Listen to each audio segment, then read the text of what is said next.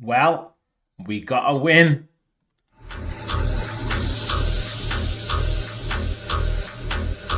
Let's go.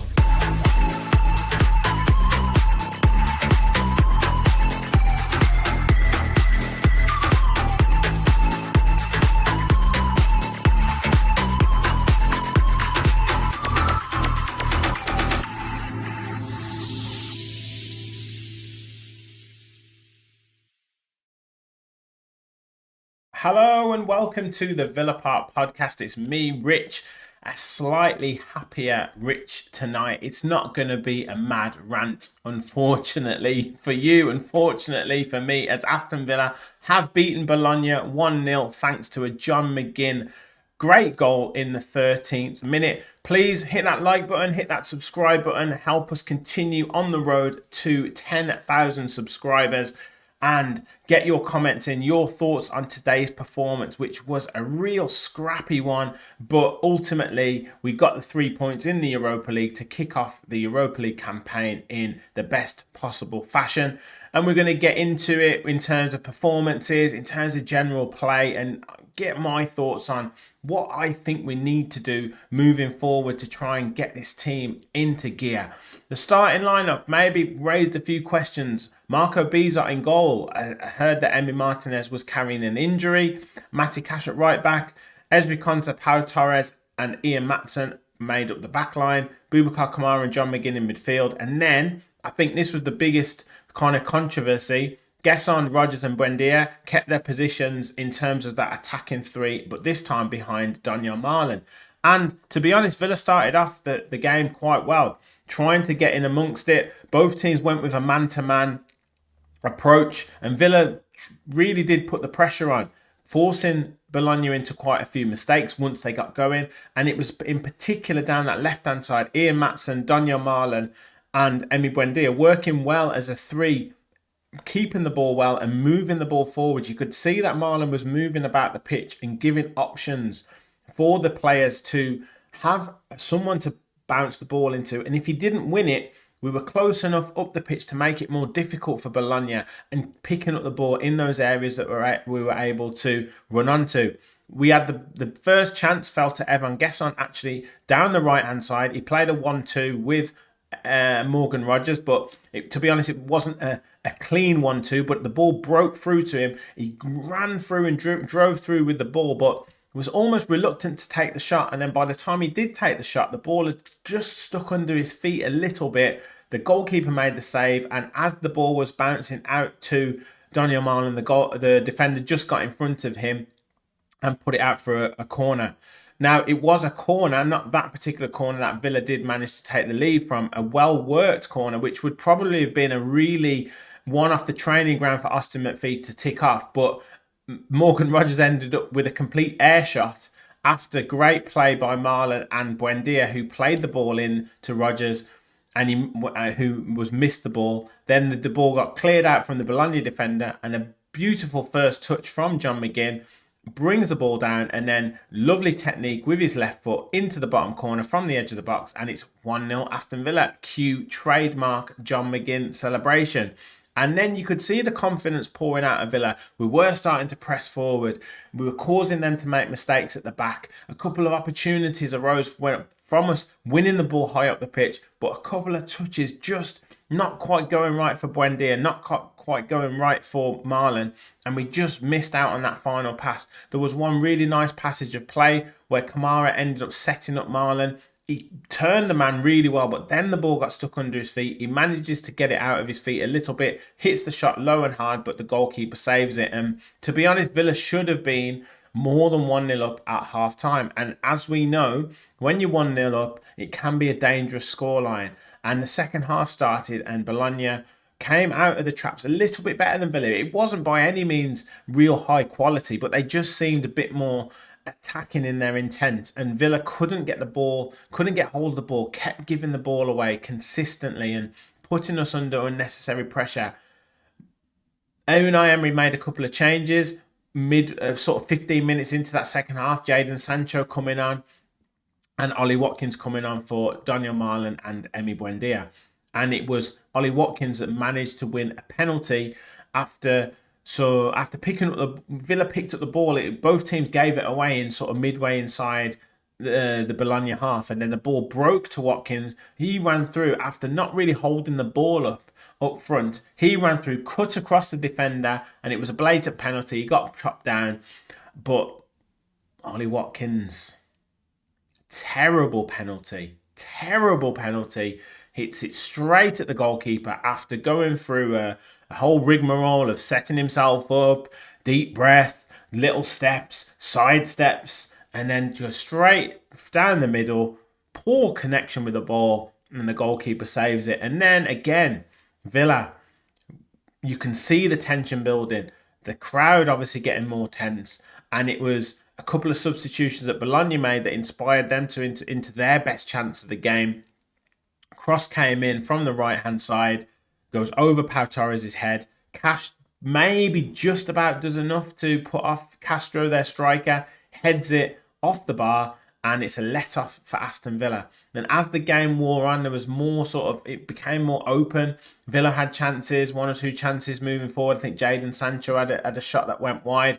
Ollie Watkins had an effort that went wide. But right at the death, Marco B's up with a great save from a corner, from a header from a corner.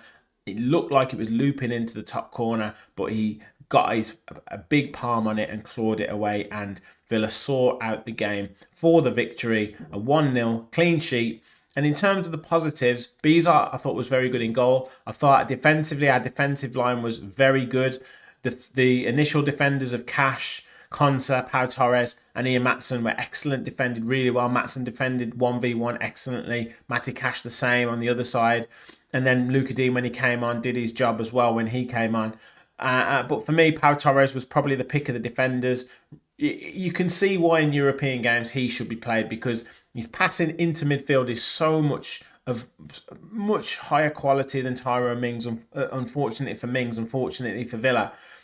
If the midfielders, and particularly the attacking ones, knew how to control a football, we would have been absolutely flying tonight, because some of the passes that Torres was playing, some of the passes that he sees to be able to play is of a different level than any other real centre-back in the Premier League. If I'm being honest, it's more just his physical attributes and his pace that he lacks. But tonight, I thought he was our man of the match by quite a distance. I thought he was excellent tonight. Mcginn and Kamara battled well for a big chunk of that second half, though they did go missing, and then wrestled their way back into the game as the second half wore on. But those three in front of that midfield, I thought Buendia for his 60 minutes, particularly in the first half, was really busy. He was the pick of those three. Gesson just looks so out of sorts. I don't know whether it's the meetings that he's been going to for Unai Emery, whether everything's confusing him, but he's ball watching when we're in defence. He doesn't know whether to control it. He doesn't know whether to run with it. He doesn't know whether to turn his man. He doesn't know whether to pass it back. He doesn't know whether to shoot. He doesn't know whether to beat his man. He just needs to focus on playing his game simply and playing what he does best. For about 10 minutes in that second half, he had a couple of really excellent runs. That's what he needs to do. And make sure he has the end product. If he's running past his defender and putting a cross in, do that. If you're running past your defender and having a shot, do that. Don't hesitate on the ball, because as soon as you hesitate, you're losing it. Marlon was good in the first half, but he really needs to improve his fitness. I'm not quite sure what he's been doing since the pre-season into the start of the season, but after 57 minutes, he was absolutely blowing. He had one run in the second half where we played a long ball over the top and he couldn't quite get on the end of it. He just got muscled out by Lukumi, who was in the thick of everything, by the way. But then after that, he just completely died out of his game and had to be subbed, and he really does need to improve his fitness. But I think that we have to address it. We have to address it. The biggest concern is Morgan Rogers. I mean, I was doing a live watch along, and his passing stats in around the 80th minute, and I wouldn't have thought they would have improved too much more from this, was 9 passes from 23. 9 successful passes from 23. A 39% success rate in terms of passing. Let me just double check. 10 from 24. 42%. Now, if that is your main attacking force, if that is your main creative player in that number 10 position, to have a 42% success rate for passes is absolutely abysmal. I'm sorry, it is abysmal. And he was constantly giving the ball away. And again, his decision making at times, when he was running through, there was one in the first half where he was desperate to pass the ball to Emi Buendia, but he took 2 touches too many. And then by the time he decided to pass it to him, he should have had the shot. He tried to pass, and then it gets blocked easily by the defender, and they go on the attack. So many opportunities where he's trying to turn his man or he's trying to do a step over, and it's just so laboured and he can't get his foot over the ball. The players are just taking it off him. So many times where he's trying to force the ball through, particularly to Ollie Watkins. You could see they were trying to get him a goal. He's forcing the ball through and it's just getting blocked. There was one time he should have played it to Gesson, who was steaming down the right-hand side, but no, he chooses to play the ball to Ollie Watkins and inevitably gives the ball away. But 42% accurate passes is absolutely abysmal. I'm sorry. 4 out of 12 ground duels won. 33%. He's got to be dropped. He's got to be taken out of the team.